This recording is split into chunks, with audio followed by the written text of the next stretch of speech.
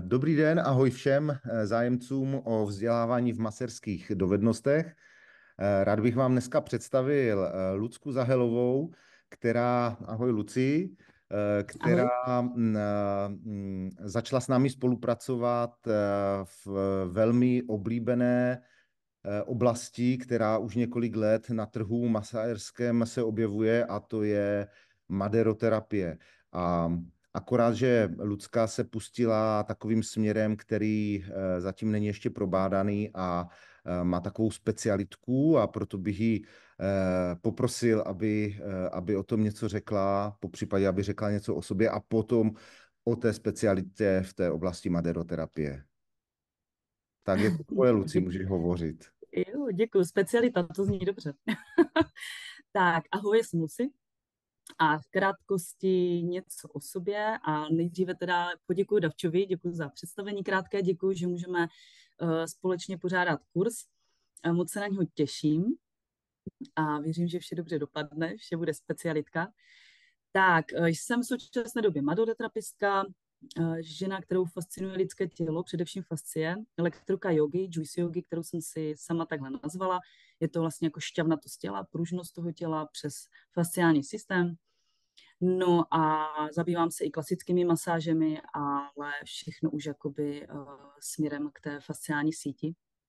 No a takže to bychom měli takové to anatomické nastavení zemité, ale zabývám se, co se týče hmoty, tak i energii a fasciální síť vidím jako 3D síť, krásnou, geometrickou, plnou informací, plnou vody, takže spousta energií, spousta emocí. Takže určitě tady tohle na kurzu budu propojovat, takže není to čistě anatomické pojetí. Tak a důležitá je pro mě myšlenka, že klient ví, co dělám, co se s jeho tělem děje, a právě přes tu maderoterapii, taková moje vize je, přiblížit právě tu fasciální síť veřejnosti, masérům, terapeutům, všem, kteří vlastně mají o tuto fasciální síť, já říkám šestý náš smyslový orgán, zájem. No a myslím si, že maderoterapie je k tomuto krásná, protože tam pracujete hlavně s tou fascí a vidíte na ní výsledky a můžete ji pozorovat a hlavně uvolňovat bloky a různé zamrzlinky, slepeniny a tak dále. Takže Jasně. to tak v krátkosti ke mně, k poděkování a povídej. Ty bys si mohla teďka jenom stručně říct tu maderoterapii, taková co už je na trhu dlouho, vlastně čím je charakteristická a v čem se potom liší ta maderoterapie fasciální, která je vlastně takovou tvojí novinkou. Aha. Dobře, takže maderoterapie jako taková pochází, je to stará metoda wood terapie dřevem, dřevěnými válečky. Vypadá to někdy děsivě, ale je to nádherná metoda, která za mě v té původní maderoterapii je hlavně na celulitidu, že rozproudí lymfu v těle a hlavně jako směřovaná na tu ženskou klientelu, která má problémy, to všichni víme, ženy mají větší problémy s celulitidou, ale v dnešní době už prostě i muži začínají, takže ono už se tam prolínají do těch mužských hodně. Takže ona je jako primárně takhle na tu celulitidu, na lymfu a je to vlastně na rozproudění, protože my jdeme na tu povrchovou fascii, ale vlastně na rozproudění celého organismu a tím pádem ta celulitida i ta tuková vrstva se formuje tak, jak má. Takže jako já bych to by asi takhle si myslím stačilo. Válečkuje se válečky, ty válečky vlastně vidíte na fotkách, jsou spousta videí na Instagramu, můžete se podívat. Ta technika je vlastně jak klasická, tak brazilská, zase s baňkama, už je i vlastně i s Madero, zase jakoby chladící technikou. No a my teda jakoby musela jsem přejít dál, protože mě fascinovaly fascie a já potřebuji trošku do hloubky, takže mi nestačilo vysvětlení, že to zabírá na celulitidu, na lymfu, že vlastně ten cévní tok se zlepší a tak dále, takže jsem si uchopila vlastně maderoterapii přes fascie. Bylo to i díky klientům, protože jako bylo to takové zázraky, co se dělo, a ty zpětné vazby, které mi říkali, a vlastně ženy začaly chodit nejenom kvůli celulitidu, ale že se cítí lépe, přestávají bolet klouby a tak dále, že to šlo do těch zdravotních důsledků a bylo to příjemné a hlavně pro mě fascinující. Jo? Že to není jenom na tu celulitidu. A ještě bych řekla takový začátek, jak já jsem k ní přišla, já jsem jí především byla jsem po lymfatickém kurzu ručním, lymfatické drenáži, která mě zase ta lymfa hodně přitáhla a tu Madeiru jsem si dělala hlavně kvůli lymfy na začátku. No ale potom, jak jsem jasně absolvovala sama tu půdu vlastně 10 maderek, tak to bylo úžasné. Jo, vlastně tělo se mi sformovalo tam, kde jsem měla problémy, kde mě tkáň bolela, tak se to dalo krásně dokupy a neříkám, že prostě tvoříme zázrak, jak říkám, kouzelník nejsem, ale jako ten pocit je úžasný. Takže jsem si přišla přes tu fasciální Madeiru a teď teda k té fasciální, k té specialitce. Takže aby jsme trošičku jakoby uchopili tu fascii a jenom tak jednoduše, tak z pohledu anatomie je to nějaká mezoderní tkáň fibrozního kolagenu, kterou hlavně znáte jako obal svalu, obal orgánu, ale je vlastně v celém těle, je povrchová, hluboká, viscerální mezi orgány, takové jednoduché rozdělení.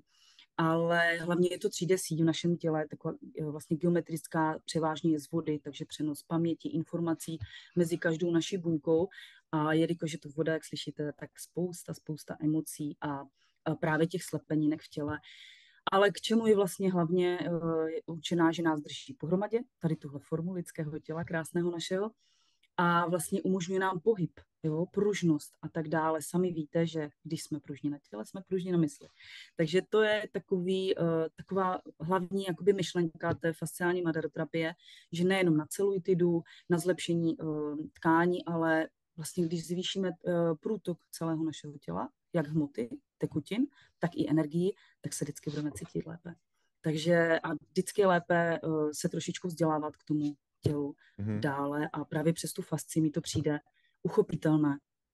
Takže v tom srovnání s klasickou maderoterapií tady můžeme vnímat poměrně hluboký přesah nejen té práce s lymfou a s těmi kosmetickými efekty v rámci celulitidy, ale u té fasciální madero velmi hloubkové účinky na všech úrovních pro pohybový aparát, ale i pro vnitřní orgány.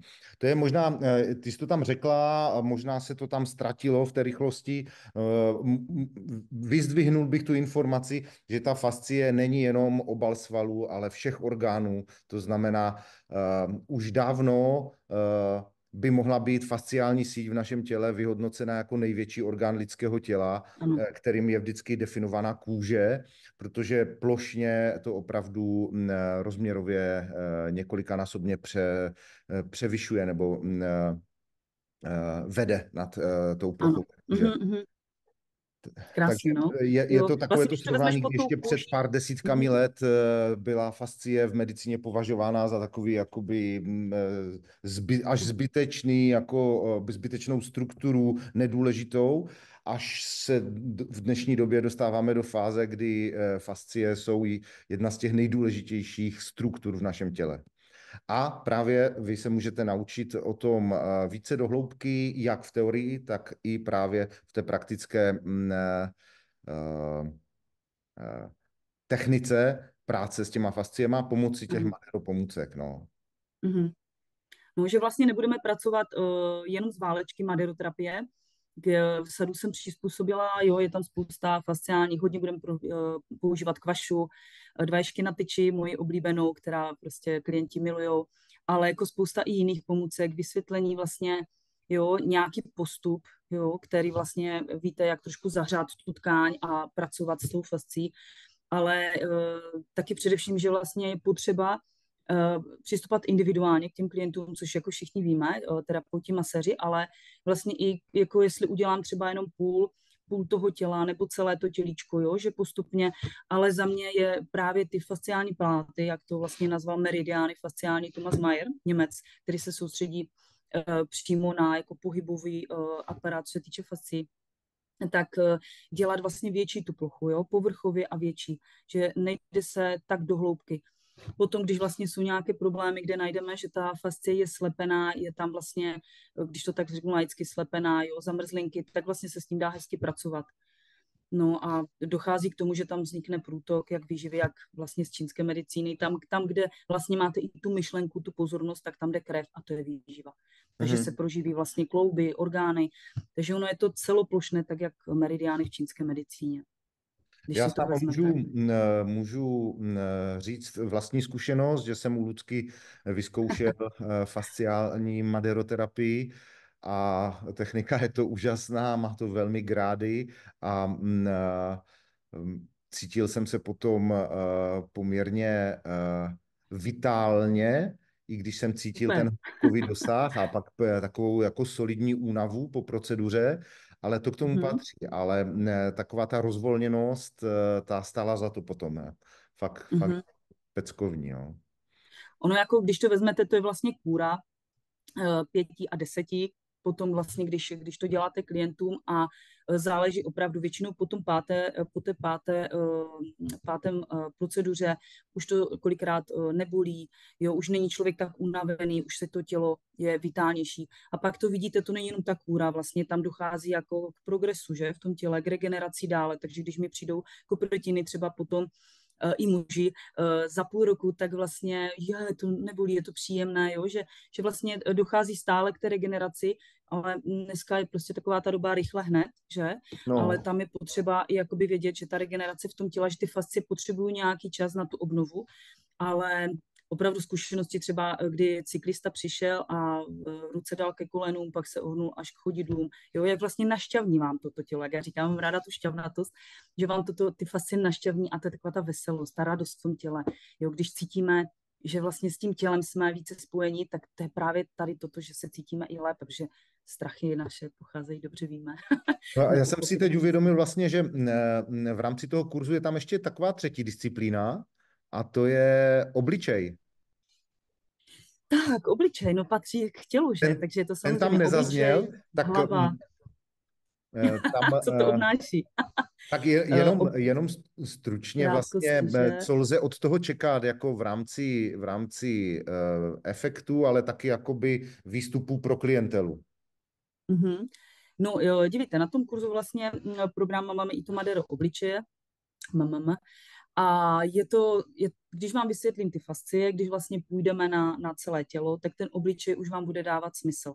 A co se týče výstupu pro klientelu, tak vlastně takové ty, když žena jde, hlavně už potom i hormonálně, zase vysvětlu u žen, že především je to problém žen, které chcou vypadat hezky, tak vlastně tvář nám kolikrát padá, jo, jsou takové zduřelinky v té tváři, co se týče jí obočí a tak dále, tak tady vlastně, jo, když se vlastně tím ty fascie uvolní, tak sami víme, že tam máme spousta jak energetických dráh, tak ale se našťavní. A je zase průtok výživy, zlepší se třeba oči, jo, ty se můžou prokrvit, obličej nám takhle nepadá, že co se týče i výživa k zubům a tak dále. Takže Hmm. výživa, jakákoliv masáž obličeje těla je potřebná, jo, vždycky jde ale na tu fascii, když si to uvědomíme. Když uchopíte tu fascii, jakákoliv masáž je fasciální. No. Takže ono jako i ten obličej jedno s druhým a i hlavu vlastně, jo, že vlastně celá hlava je pokrytá, takže ono se to tak jako musí propojit, aby jako za mě ten masér i terapeut věděli, že můžou, jo, že to prostě propojí, no. Že Mhm. nebát se toho obličeje, jo, že jako obličej se většinou nedělá. U té maderoterapie fasciální já dělám ráda i vlastně, co se týče zepředu nohy, taky málo se dělají, takže jsou lidi překvapení, klienti, jo, že vlastně je to příjemné, vnitřní strana stehen, dělá se břicho taky úžasné, kolem žeber, vlastně ty Mhm. mezižeberní, jo, fascie, které nám potom jako umožňují lépe ten dech rozdýchat hrudník, takže ono, jako je to taková celotělová procedura, masáž, a klient si vybere i vlastně podle toho, co potřebuje, co jakoby cítí dobře, tak většina klientů už mi teď chodí, přijdou a nohy zepředu, zezadu, záda. Jo, že prostě se to propojuje. Proto bych to chtěla i jakoby takhle, že nemusí být jen klasická Madero disciplína, 10 kur, 5 kur, víš, ale že vlastně jako propojit to k těm masážím, jo, že vlastně spousta mojich jako kamarádek to propojuje, jo, že udělá třeba nožky tím maderem a pak udělá záda.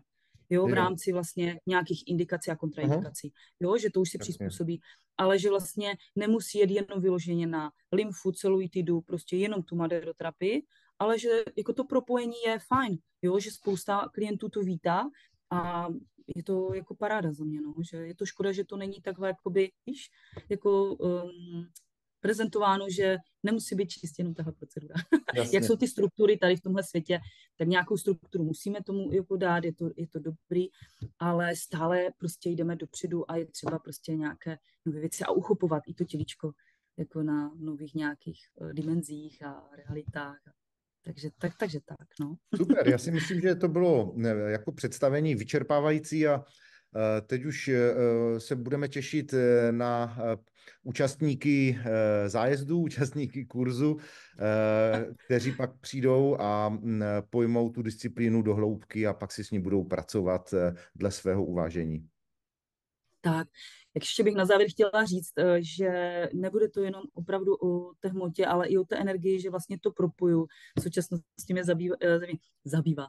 Mě zajímá hodně alchymie, jo, což máte chemii těla, ale jakoby alchymie, energie, ta podstata toho života, proč tady život v tomhle těle. Takže to uchopení lidského těla a nebát se žít. A ještě na závěr bych ti tak řekla takovou inspiraci. Jsem teď poslouchala přednášku jedné paní doktorky, 23 let byla na Urgentu, taková jako fajn človíček, a říkala, studenti se jí ptali mladí, co by jako řekla jako pilíře, 3 takové pilíře pro zdravý život. A překvapila mě, říká vnímatelnost, právě na tělo, na život, jo, vlastně vnímat ten život kolem sebe a vlastně měli bychom začít u svého těla. Druhý říká humor, přeberte s humorem, kritické myšlení je důležité, otázka proč, v ničem nemějte dogma, že stále prostě, aby si člověk tu cestu vlastně tu měl, tu svoji osobní cestu. No a třetí bylo krásné, taky to dala do jedné věty, nebojíme se žít. Nebojíme se. Mm-hmm. Tam jsou uchopeny všechny ty strachy, až to, co se bojíme výživy, pohybu, šahání na těla, masírování svého těla vlastního. Takže nebojíme se žít. Pojďme do toho. Tak jo, nebojte se fascií. Nebojte se. A nebojme tak. se. Nebojme se fascií ani maderoterapie válečku, protože je to jako nádherné. A jestli si někdo myslí, že je to fyzicky náročné, tak nebudu lhát, je to fyzicky náročné, když děláte celou maderoterapii, kůru, že to je málo kdy říkáno, tady toto, ale jde to uchopit v lehkosti.